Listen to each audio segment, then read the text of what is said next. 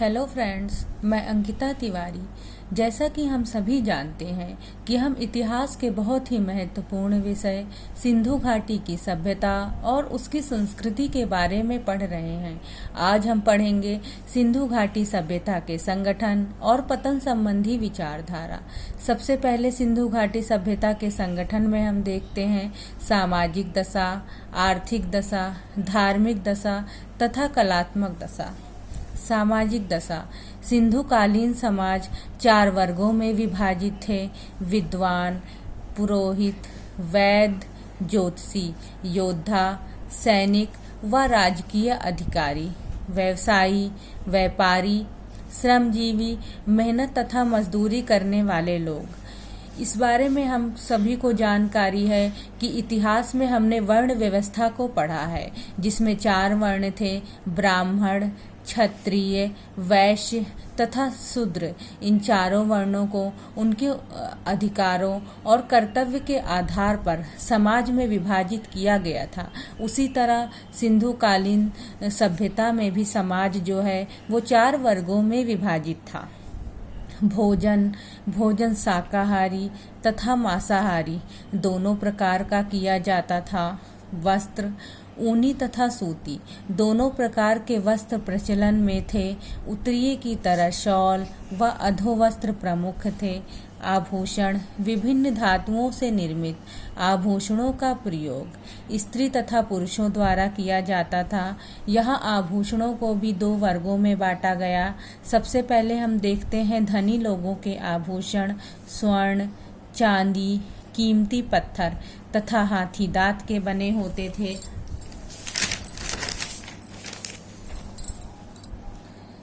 तथा गरीबों के आभूषण तांबे, अस्थि, शीप तथा पक्की ईंटों से बनाए जाते थे।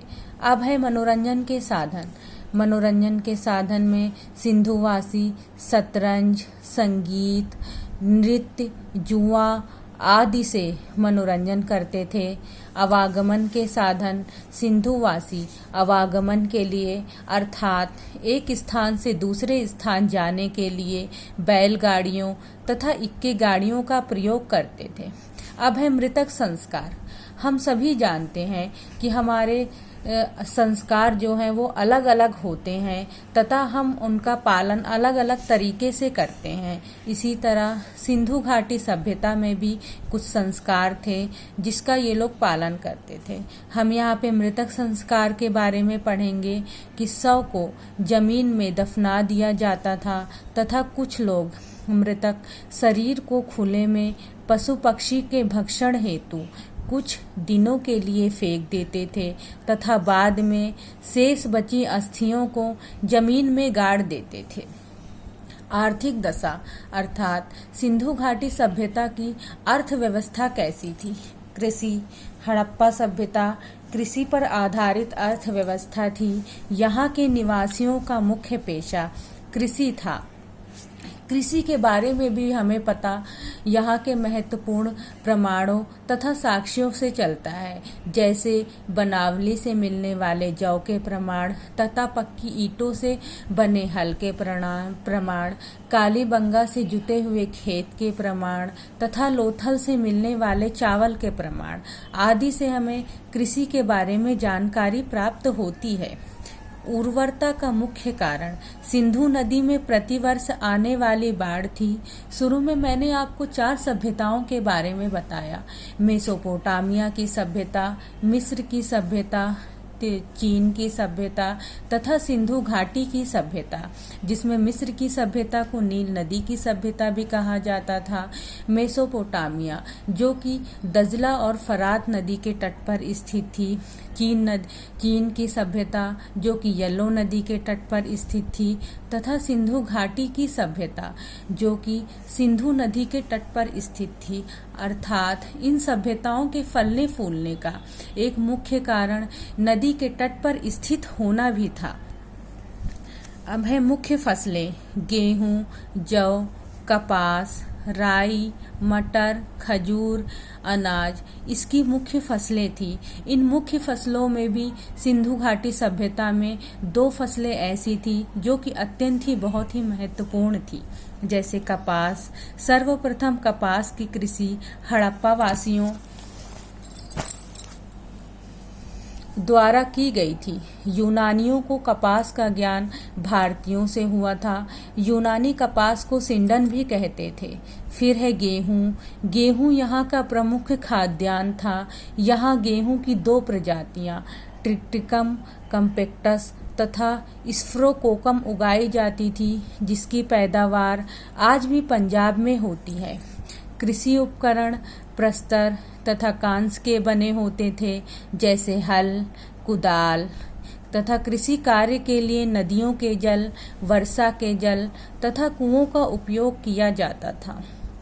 धौलावीरा से सैल कुंड, जल कुंड का मिलना एक उन्नत जल प्रबंधन व्यवस्था को दर्शाता है। अब हम देखते हैं पशुपालन के बारे में। कृषि के पश्चात पशुपालन सिंधुवासियों का मुख्य पेशा था।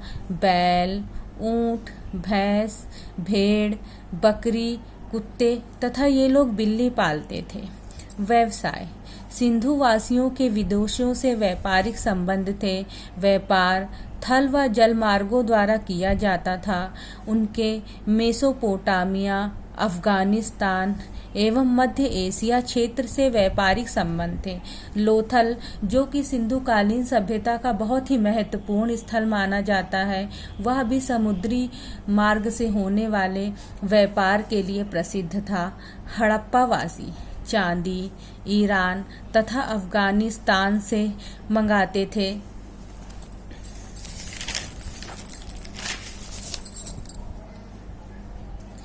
सोना दक्षिण भारत अर्थात कर्नाटक तथा अफगानिस्तान से आयात होता था।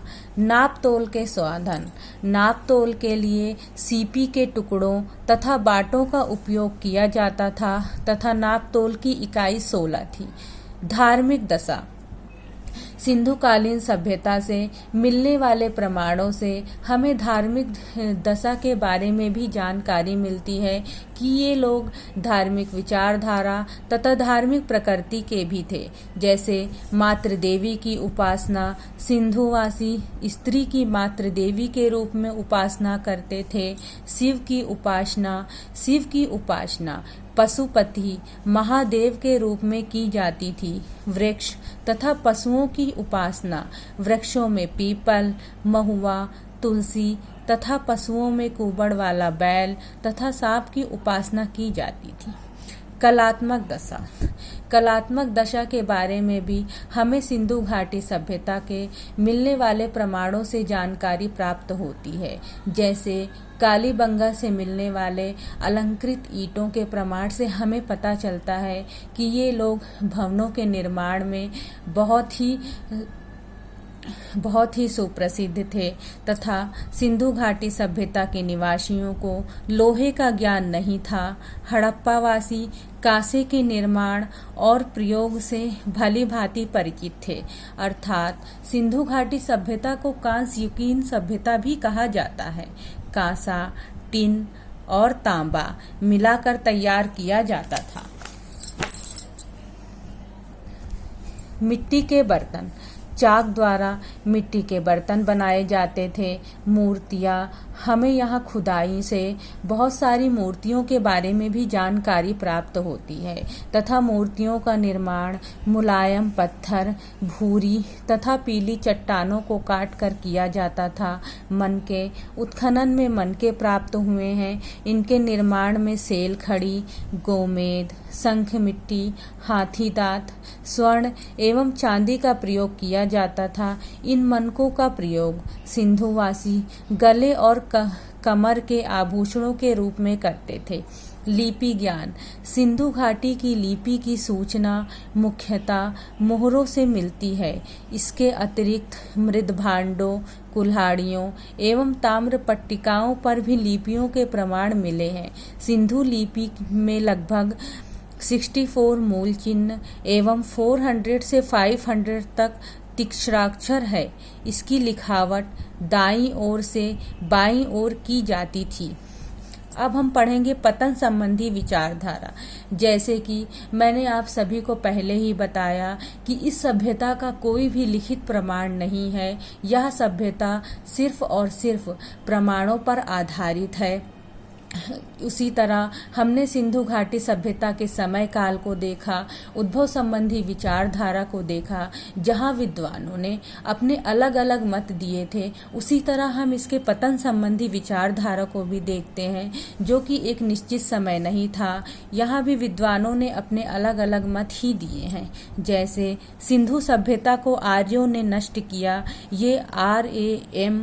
व्हीलर तथा गॉर्डन चाइल्ड ने कहा। इसका पतन बाढ़ द्वारा हुआ, मार्शल तथा मैके ने बताया।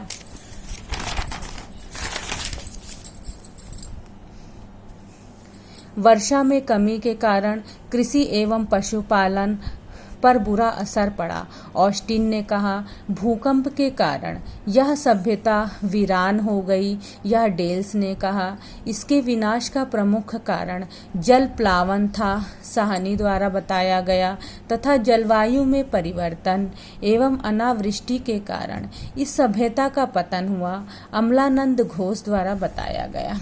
इसी के साथ मैं आपको बता दूं कि आज हमने सिंधु घाटी सभ्यता के बारे में विस्तार पूर्वक पढ़ लिया है। अगर आपको मेरी वीडियो में कोई भी कमी नज़र आती है तो प्लीज़ मुझे कमेंट कीजिए। अगर आपको मेरी वीडियो पसंद आती है तो लाइक, शेयर और सब्सक्राइब कीजिए। इसके नोट्स मैं डिस्क्रिप्शन बॉक्स में डाल दूंगी। धन्यवाद।